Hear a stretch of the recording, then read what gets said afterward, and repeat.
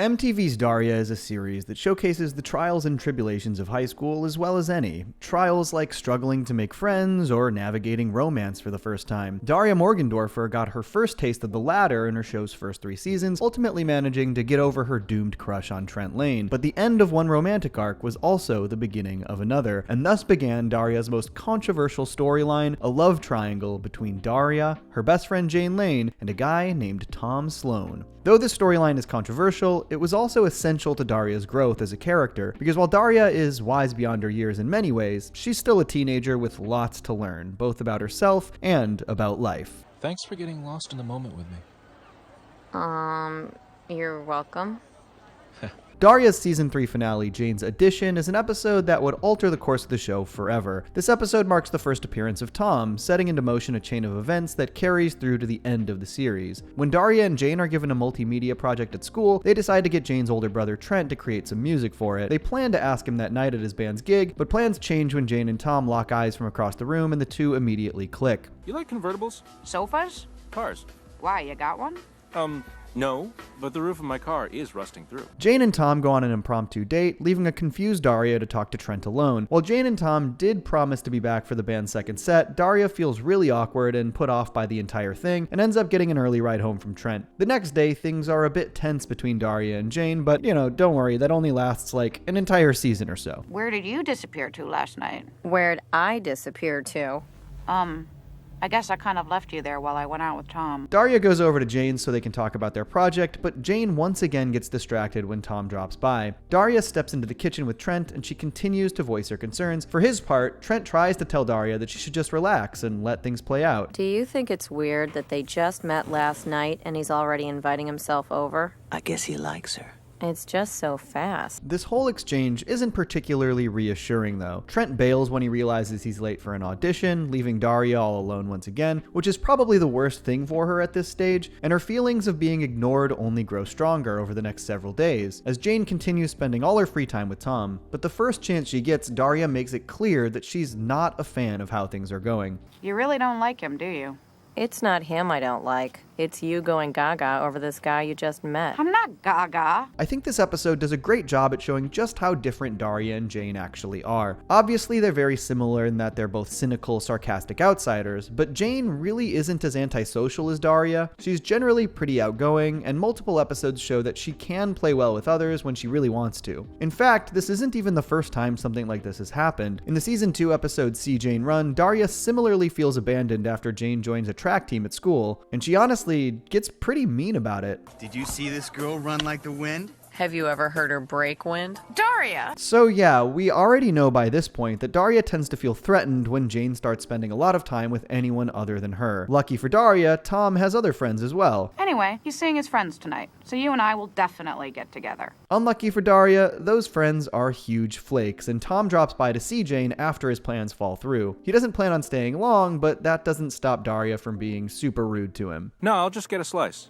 I'm only gonna stay a minute. Want to borrow my stopwatch? Hey, Daria, if you want me to leave, just say so. This eventually leads to Tom storming off, at which point everything starts to boil over between her and Jane. In fact, Daria more or less tries to make Jane choose between the two of them. Jane understandably feels caught off guard and put on the spot by all of this. Daria ends up leaving as well, leaving Jane confused and upset. What the hell did I do? The mounting tension between Daria and Jane continues into the next day when they meet up to discuss their project. They even start taking it out on Trent, though to be fair, Trent still hasn't done his part of the project, even though there's only one day left until it's due. You guys are acting really weird.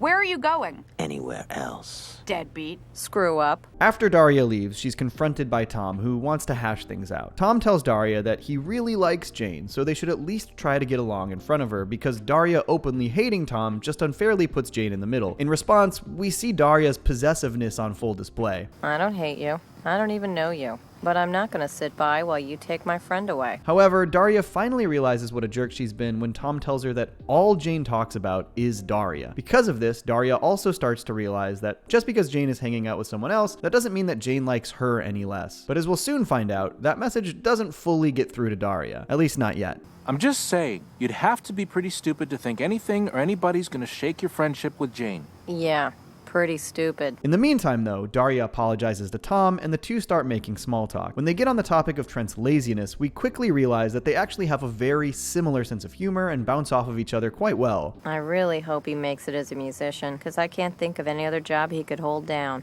I don't know. You know those farmers that get paid not to grow anything? This is kinda mean, but it's also pretty accurate. Trent never even managed to finish the music for Daria and Jane's project. In fact, he never started it. After the girls turn in what they have, everyone goes out for pizza to put the whole thing to bed. It's here Daria finally gets over her 3-season-long crush on Trent and starts to acknowledge that maybe having Tom around won't be so bad after all. They don't look so bad together. I told you he's an okay guy. I suppose. This episode honestly feels like a better version of See Jane Run in that it doesn't let Daria off the hook quite so easily. That episode kind of gave her an easy out by revealing that Jane's new track friends were huge jerks all along. Here though, Daria is forced to confront the fact that not every new person who comes into Jane's life is going to be terrible, so she's going to have to learn to coexist with them at some point. And that's exactly what she starts doing. Daria, Jane, and Tom all sit down for a slice together, signaling the start of a new status quo for the series. But by the time we get to the season 4 premiere, Partner's Complaint, we find that things have regressed a bit, with Daria going back to being a little short with Tom.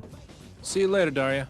Later. At first glance, this seems to fly in the face of the way season 3 ended, but this regression actually makes a lot of sense when you really think about it. In the season 3 finale, Jane and Tom were just two people who had gone out a few times. By the season 4 premiere, they're officially boyfriend and girlfriend, so we can assume they've been spending even more time together than before, no doubt causing Daria's feelings of abandonment to bubble back up to the surface. The tension between Daria and Jane also carries over, so much so that Daria deliberately avoids working with Jane on another school project. So you want to do the project alone, Kind of. I kind of said that to tick you off. It worked. Daria ends up working with their classmate Jody, which leaves Jane to partner up with Brittany. While working on the project, Daria starts actively avoiding Jane. She ends up getting into it with Jody as well, and then she starts to wonder if this is just a pattern with her own behavior. Do you think I'm a rigid, unrealistic, unforgiving, self-righteous jerk who can't hold on to a friend? Fortunately, Daria's mom Helen is there to give her some much-needed advice, telling her that even if she thinks she's completely alienated someone, reaching out to that person can go a long way. After making things right with Jody, Daria decides to have a chat with Jane. But despite the fact that Daria was very much in the wrong here, Jane says she doesn't have to apologize. Instead, Jane gives Daria some much-needed reassurance, telling her that she still cares about her a lot, even if they don't see each other as often as they used to. It's a pretty sweet moment, all things considered. Well, maybe you just forgive that friend for what she did without even asking for an apology. Just to let her know, that you're still best friends. There's no question Daria has been unreasonable thus far, but you have to remember how guarded she is. It is exceedingly difficult for Daria to let people get close to her. True friends like Jane do not come around very often for her, so the last thing she wants is for something or someone to come between them. You can definitely understand why she feels the way she does, even if she doesn't really know how to handle it in a healthy way yet. Daria's main problem is that she hasn't really communicated any of this to Jane. She just kind of lashes out in very surface level ways without getting to the heart of why all of this bothers her so much. Jane knows her friend very well, but she's not a mind reader, and Daria's continued inability to be vulnerable and talk about how she really feels is something that would permeate the rest of the story. Still, I think this episode is important because while Daria did hash things out with Tom in the season 3 finale, she never really did the same with Jane, so their heart-to-heart here really signifies a more genuine return to normalcy, even if it ended up being a brief return to normalcy. We get the sense that everything is cool, maybe a little too cool in the next episode, Antisocial Climbers. Tom is only mentioned in this one, more specifically when Daria and Jane decide to make some final confessions after they get trapped in a blizzard during a school trip. Listen, I'm sorry I gave you all that crap about your boyfriend. Tom goes on to make some minor appearances in the next couple of episodes, and at this point, everything seems pretty copacetic between the three of them. But that brings us to the mid-season 4 episode, I Loathe a Parade, which changes everything. When Daria's father Jake has a bit of a bathroom emergency, he sends her into town to get some toilet paper. What Daria doesn't realize is that Lawndale High's homecoming parade is going on at the same time, and she quickly finds herself trapped by the chaos. Daria runs into Jane as she leaves the pharmacy, and it's here we get our first hint that Jane and Tom's honeymoon period has ended. Got a date with a thoughtless delinquent. Daria tries to find a path home, but ends up getting sidetracked when she runs into Tad, a kid she used to babysit, who's been separated from his parents. Daria tries to help him find them, but ends up finding Tom instead. As it turns out, he was waiting for Jane outside the wrong pharmacy. I guess it was just a big misunderstanding. That's what Paul Pot said. He didn't mean to kill 2 million people. He only wanted to scare them. This is a pretty morbid exchange, but it actually says a lot about Daria and Tom's dynamic. We already knew from Jane's addition that they share similar sense of humor and even have a fair amount of chemistry when Daria is not being combative, but it's here that we start to see that their interests tend to overlap as well. Daria and Tom have a shared affinity for things like history and literature. In contrast, Jane is an artist whose taste tends to be more visual and visceral. In other words, Tom and Daria honestly have a lot more to talk about than Tom and Jane do. I only bring this up because, trust me, it will be important later. Daria and Tom only continue to build a rapport while looking for Tad's parents, which sends them on an epic journey up and down the parade route. Along the way, Tom tries to get Daria to lighten up and laugh at the absurdity of everything, and this more or less reaches its crescendo when a massive parade float goes up in flames. Wow. It's like the Hindenburg. Oh, the lack of humanity. The thing is, making fun of the parade is exactly what Tom and Jane had planned on doing together, but Tom lets it slip that he actually prefers doing it with Daria. It's okay. By now, she'd be so busy snapping pictures, she'd forget I was even here. You know how she is. Daria and Tom eventually reunite Tad with his parents and go back to mocking the parade together. We then get a bit of foreshadowing when Ted, a guy Daria briefly had a crush on back in season 2, snaps a photo of her and Tom for the Lawndale High yearbook. Thanks, Daria. It's for the yearbook. I'm getting some really great pictures of couples tonight. No, Ted, we're not. I don't even go to this school. As a side note, I find it amusing that Daria only has 3 love interests in the entire show, and they all have names that start with T. Guess she's got a type, naming convention-wise. Anyways, Daria and Tom finally run into Jane, who's slightly annoyed, but mostly surprised they actually managed to get along without her. They're all about to go out for pizza when a mishap involving some paint makes Daria decide just to go home instead. As Jane and Tom head off on their own, Tom longingly glances back at Daria, another sign of things to come. It's a really bittersweet ending where no one really seems happy, least of all Jake. Daria? Daria? Please come home, Daria! Tom more or less fades into the background for another few episodes after this. There is a subplot in the episode Psychotherapy where Jane decides to host a 24-hour live stream from her bedroom. Keep in mind this episode came out in the year 2000, so props to Jane for being ahead of the curve, but she ends up getting in a fight with Tom after he finds out she was broadcasting their date to the internet without his knowledge, which is honestly super valid. I'm not going to spend too much time talking about this since it's definitely kind of a throwaway story, but it does highlight the fact that Jane and Tom are no longer on the same page at this point. Something that's especially apparent in Tom's next major appearance, Mart of Darkness. This episode opens with Tom hanging out with Jane while she's working on a sculpture for an art contest. Things immediately get heated when Tom eats the gummy bears Jane had planned to use for her artwork. You haven't seen my art supplies, have you? I left them here in a bowl. Oops. Damn it! With Tom in the doghouse, Jane drags Daria to the local wholesale store so she can buy more gummy bears. While venting about what happened, Jane once again voices her anger at Tom for eating the first batch, but after some questioning from Daria, Jane admits that she never actually told Tom the gummy bears weren't for eating. They were also in the kitchen, nowhere near her other art supplies. Well, now that I think about it, I may not have actually told him they were from my statue, but he should have known. Definitely. I don't have a leg to stand on, do I? To be fair to Jane, there is blame to go around here. While she should have told Tom the gummy bears were for her sculpture, he should have asked before helping himself. It's yet another breakdown in communication that's emblematic of this stage in their relationship. What's interesting about this episode is that Jane and Tom never actually make up, at least not on camera. They both plan on apologizing to one another, but we never see it happen. And by the penultimate episode of season 4, Fire, these two are clearly sick of each other. How about Screecher 2? I heard those blood-sucking eyeballs look really cool when they burst. Actually, I'm kind of in the mood for a movie with a plot. Jane and Tom seem to realize they're not as compatible as they initially thought, but neither seems willing to break it off. On top of that, like I said before, Tom's interests are obviously more aligned with Daria's, and this starts to make Jane suspicious. Hey, Daria left me a message about a Fellini film festival. Oh yeah? You gave Daria your number? Meanwhile, after Jake nearly burns down the Morgendorffer house, they all have to move into a hotel so repairs can be made. Not wanting to be cooped up with her sister Quinn, Daria goes to stay with Jane instead. This makes the lingering tension between Jane and Tom worse, as Tom seems to only want to do things if Daria's involved. Things get especially bad when Tom drops by Daria's room after school one day, and the two lose track of time while talking about a book. Was just about to call your house to see where you were. Because I'm 10 minutes late?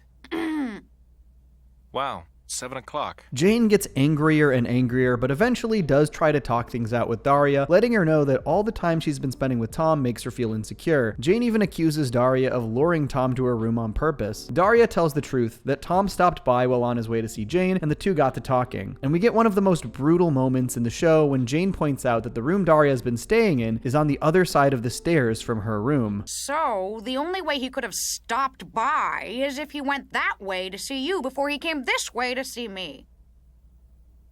Oh. Daria gets Jane to lay off of her a bit by pointing out that things between Jane and Tom were already kind of on the rocks, but while Jane concedes that point, she still goes out of her way to keep Tom away from Daria. Yes, Jane is being paranoid here, but she's not exactly that far off base. Despite her insistence otherwise, Daria knows full well that something's brewing between her and Tom. Tom knows it too, but neither of them are willing to come out and say it. For her part, Daria seems to think that if she just doesn't acknowledge it, the whole thing will blow over. Trent, of all people, is the one to call her on this, and we get a rare instance of Jane's older brother offering some genuinely sage advice. No one said you meant for it to happen, but there's no use playing dumb. This is a really great moment because Trent is basically telling Daria, look, this isn't your fault, but it is your problem, and if you keep ignoring it, it's only going to get worse. This forces Daria to be honest with herself and finally confront her feelings for Tom. Go on, Daria, why don't you chime in?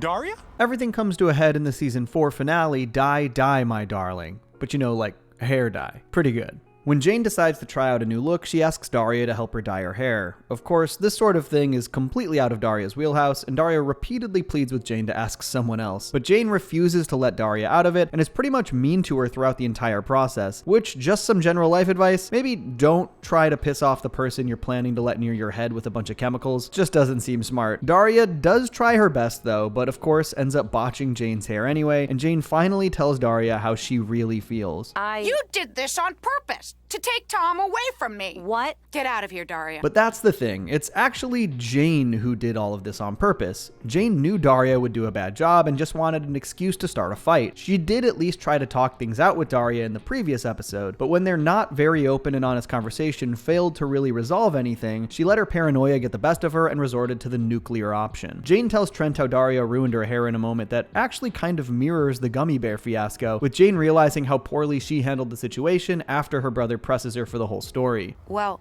she didn't. Actually, I kind of made her. Why'd you do that? Jane fixes her hair and agrees to another chat with Daria. Daria once again promises there's nothing going on between her and Tom, but just when it seems like the hatchet's been buried, Tom shows up to have his own chat with Daria. We have no situation. Leave me alone. I gotta go. Wait, why is everyone so mad at me? Things come full circle as Daria starts to lash out at Tom for entering her and Jane's lives in the first place. For his part, Tom says all he did was go out with a girl he liked and they ended up getting sick of each other. He also asserts this happened naturally and Daria had nothing to do with it. Oh yeah? Would you still be bored with her if I weren't around? Probably. And more to the point, she'd be bored with me. Daria and Tom also claim not to be interested in each other. After all, neither of them want to hurt Jane, and they couldn't possibly stab her in the back like that, right? Damn it! Damn it, damn it, damn it! Yep, Daria and Tom kiss. Twice. Tom definitely initiates the first one, but the second is undeniably mutual, and that's exactly what makes this scene so impactful. After the first kiss, Daria still has an out. She still has a chance to do right by Jane and walk away, and for a nerve-wracking few seconds, we as the audience think she just might do this, that everything could still be okay, but then she kisses Tom back, effectively crossing the Rubicon. And in that moment, we're hit with the realization that there's no going back. I liked it too. That's not funny. I know. To her credit, Daria immediately fesses up to Jane about what happened. Jane runs off to confront Tom, and to his credit, he does try to take full responsibility for everything. Jane and Tom actually end up having a pretty respectful conversation where they basically admit that they should have broken up long before things got to this point. And weirdly enough, Jane actually encourages Tom to start going out with Daria. Hey, she's all right. Give her a chance. What are you talking about? You want me to go out with her? Of course not. I mean, I don't know. This isn't totally out of nowhere either. As we talked about in the previous Daria video, Jane was constantly egging on Daria's crush on Trent in an effort to get Daria to come out of her shell and make new connections. So this whole thing feels like a real be careful what you wish for moment. Make no mistake though, Jane is still justifiably furious at Daria when they speak again. So you don't hate me? Of course I hate you. You tell me you're gonna stay away from him, and 5 minutes later you're making out in a car. Why'd you even get in? So they both express hope that they can be friends again. But Jane obviously needs some space first, and the two part ways. Season 4 ends on a pretty major cliffhanger as Daria gets a phone call from Tom, the details of which are left up in the air. Fortunately, fans of the show wouldn't have to wait until season 5 for a resolution. They got their answers less than a month later in Daria's first TV movie, Is It Fall Yet? As the school year wraps up, Jane and Daria are back on speaking terms, but things are still pretty chilly between them. Daria hopes to talk things out one last time before Jane goes off to an art colony for the summer, but Jane isn't having it. You don't get it, do you? I don't want to talk about it. I don't want to think about it. I told you I'm not mad at you about Tom. Now let it freaking go, okay? We also find out that Daria and Tom are now officially a couple, and this movie is the first time they properly acknowledge the fact that Tom comes from a wealthy family, something that had only been implied before this. This is important because Tom's family comes off as kind of elitist, which Daria finds really off-putting. This, combined with her guilt over stabbing Jane in the back, actually prompts Daria to break things off, but that's not the only reason, and Tom makes a pretty astute observation. Why don't you say what you're really afraid of? The idea that you might actually start caring about someone, because that would make you vulnerable. And yes, Daria's fear of vulnerability has been a defining aspect of her character from day one. In fact, her inability to open up is part of the reason she's in this mess. At the same time, though, it's pretty understandable that addressing this problem with Tom isn't super high on her priority list right now. Still, Daria starts to second guess her decision to break up with Tom after a chat with Quinn, who points out that they're actually pretty compatible, and that Daria shouldn't judge someone based solely on who their family is. But there's still one other matter to resolve. I don't want to talk about it, okay? Nothing you could say can change that. I'll pay you. Trent's band is playing a show near Jane's art colony, so Daria tags along. I should mention that Jane's summer hasn't exactly been going well either. She ends up really disliking the art colony due to how pretentious everyone there is, and the one friend Jane does make, someone she clearly saw as a potential replacement for Daria, ends up making a pretty aggressive pass at her, leaving her feeling confused. In short, both Daria and Jane could really use a familiar face. I really missed you this summer. Well, I really missed you too. Only don't ask me to sleep over. Huh? Nothing. The two finally bury the hatchet for real, and Jane encourages Daria to give Tom another chance, promising she's actually okay with it this time. Jane and Tom even manage to patch things up after she returns home. Daria and Tom get back together with Jane's blessing, and all seems right with the world. You want to go for a ride? Actually, we were just... Saying goodbye. I'll call you later. So yeah, like I said before, this whole arc is very controversial amongst Daria fans. And to be fair, the love triangle is a big mess that makes all the major players look bad at one point or another, as love triangles tend to do, which is why that's kind of the point. And I don't think the whole thing is just drama for the sake of drama, as some fans claim. After 3 seasons with very few changes to the status quo, the show needed to shake things up a bit, and putting Daria in a storyline where she was consistently in the wrong was a great way to do that. While some early season episodes did highlight Daria's flaws, as well as call out some of the more toxic aspects of her personality, the narrative still sided with her and her worldview more often than not. Before Tom entered the picture, she never really had to grow too much in that respect. And while the Trent saga did teach Daria a lot about navigating intimate feelings, she still never really learned how to talk about those feelings before things got out of hand. And that blind spot really came back to bite her here. That's also why I just don't agree with the take that the love triangle story was out of character for Daria. If anything, it was a very natural progression of what happened with Trent. A key theme in the Trent storyline is that for all of Daria's talk about high school being beneath her, she's still just as susceptible to the same pitfalls as any teenager, namely catching feelings and making dumb decisions because of it. She learned some hard lessons, and she's better off for having learned them as a teenager than as a 20-something. That's not to say fans don't have their beefs with Tom and Jane, too. Jane's passive-aggressive self-sabotage and Tom's general selfishness, there's a lot of blame to go around here. I'm a real idiot. There's no question about that. Who's arguing? But that's the other thing. You have to remember that these are just high school students. If they had pulled something like this in their 20s or 30s, that'd be one thing, but when you're dealing with teenagers, unless they do something truly reprehensible, you can generally cut them a bit of slack. This is when you're supposed to learn these things. These are not bad people. They're kids in a lousy, unfamiliar situation that they aren't sure how to navigate yet, and this is how they grow. One last criticism I'll bring up is that some people think Jane was way too quick to forgive Daria and Tom. And while I do think this is kind of a valid take, Jane is undeniably the victim in all of this after all, I think it also speaks to the nuance of these characters. Yes, they are teenagers, but they're very smart teenagers. They're just immature enough to let it all happen in the first place, but just mature enough to know that it doesn't have to be the end of the world. And I think Daria said it best. You gotta give people a chance. Otherwise, there's no point to the whole being human routine. That said, the story does not end here, as there's still the matter of Daria and Tom's actual relationship, but that's a topic for next time. Folks, thanks for tuning into another Daria video. This was once again another great script by Noah Dominguez. Please check out the link in the description to see more of his work, and stay tuned for more Daria videos coming soon. I stay mellow watching Johnny two cellos. He talks cartoons, he's a really cool fellow. He keeps you posted on adult cartoons. If that's what you're into, then grab a spoon and a very big bowl of your favorite cereal. Feels like Saturday morning cartoon material. Johnny two cellos, watch him on YouTube. Now enjoy this groove and bust a move.